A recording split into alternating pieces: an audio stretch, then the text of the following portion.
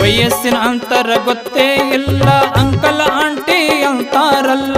ಬೀಗರ ನೆಂಟರ ಸಂಘವಂತು, ಬೀಗರ ನೆಂಟರ ಸಂಘವಂತು, ಮೊದಲೇ ಇವರಿಗೆ ಗೊತ್ತೇ ಇಲ್ಲ. ಕಾಳಜಿ ಕಕ್ಕಲತಿ ಕಾಳಜಿ ಕಕ್ಕಲತಿ ಕಾಲವೇ ಹೋಯ್ತಲ್ಲ.